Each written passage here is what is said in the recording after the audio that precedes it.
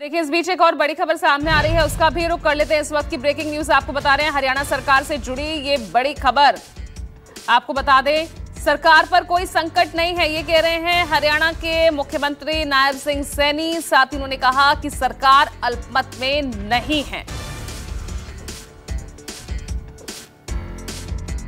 आज पूरा प्रदेश भी देख रहा है, आज पूरा देश भी देख रहा है इन कांग्रेस के क्रियाकलापों को। जिस प्रकार से ये जनता की इच्छाओं को तो पूरा नहीं कर सकते, जनता के बीच में तो झूठ बोल करके उनको बरगलाने का काम करते हैं, परंतु इस प्रकार से ये भ्रम की स्थिति पैदा करते हैं कि सरकार अल्पमत में है। सरकार को कोई दिक्कत नहीं है, मजबूती से सरकार काम कर रही है। भ्रष्टाचारियों को किसी प्रकार से बख्शने की जरूरत नहीं है।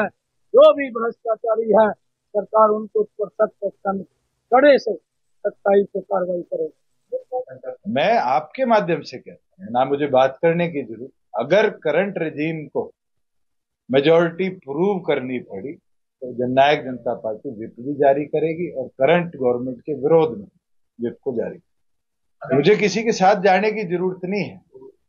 आज के दिन ना कांग्रेस के साथ जाने की जरूरत, ना बीजेपी के साथ जाने की। मगर करंट सरकार को घेरने के लिए अगर समर्थन विपक्ष के अंदर एकता होगी और करना पड़ा तो हम करेंगे। चल हो जा शुरू। केसरिया से मन जोगी हुआ रे, दिल झूमे देखो पतवारा हुआ रे, दिल झूमे देखो पतवारा हुआ रे। हर पल मनाओ केसरी त्योहार। विमल, बोलो जुबान केसरी।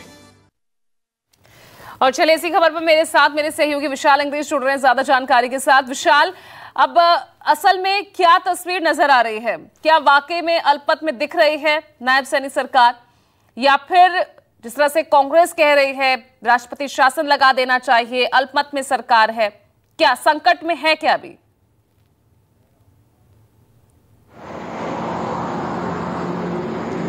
देखिए, दावे किए जा रहे हैं और दूसरी ओर फिर से दावे किए जा रहे हैं। दावे वर्सेस दावे दिखाई दे रहे हैं जो हरियाणा सरकार के अंदर।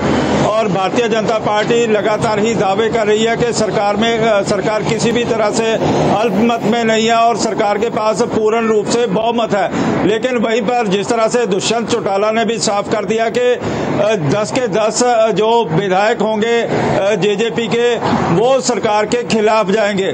बेशक अभी तक कांग्रेस का दुष्यंत चौटाला ने समर्थन नहीं किया, इसी तरह भारतीय जनता पार्टी का समर्थन नहीं किया, लेकिन यदि फ्लोर टेस्ट होता है तो फ्लोर टेस्ट में जेजेपी व्हिप जारी कर सकती है। इससे पहले भी जेजेपी ने व्हिप जारी किया था, लेकिन उस समय भी 4 विधायक जो थे वो बीजेपी को समर्थन देते हुए दिखाई दे रहे थे।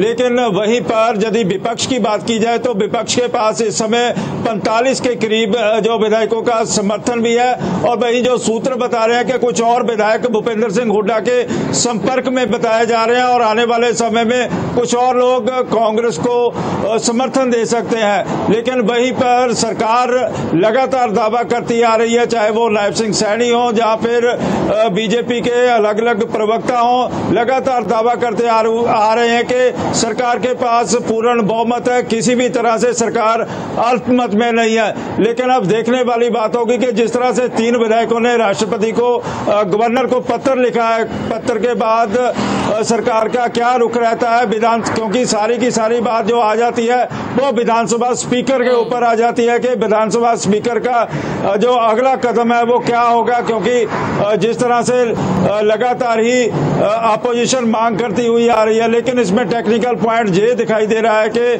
पहले मनोहर लाल खट्टर सरकार के खिलाफ भूपेंद्र सिंह हुड्डा जो लीडर ऑफ अपोजिशन है, जहां अपोजिशन पार्टीज ने नो कॉन्फिडेंस मोशन मूव किया था, लेकिन वो नो कॉन्फिडेंस मोशन गिर गया था। इसके बाद मनोहर लाल खट्टर ने जो खट्टर वजारत थी उससे रिजाइन कर दिया था और अब नए जो मुख्यमंत्री हैं नायब सिंह सैनी नायब सिंह सैनी के खिलाफ यदि अपोजिशन पार्टियां नो कॉन्फिडेंस ला पाती हैं या नहीं ला पाती हैं, ये देखने वाली बात होगी। और यही सबसे बड़ा सवाल इस समय प्रदेश में लोगों द्वारा भी किया जा रहा है, नेताओं द्वारा भी किया जा रहा है। ठीक है, चलिए विशाल बने रहेगा। यहाँ पर भी काफी इंटरेस्टिंग सिचुएशन यहाँ पर बन गई है। दावे तो किए जा रहे हैं लेकिन होता क्या है वो देखना होगा। बहुत बहुत शुक्रिया आपका विशाल इस तमाम जानकारी के लिए। और आइए अब डाल लेते नजर इस वक्त की सुर्खियों पर।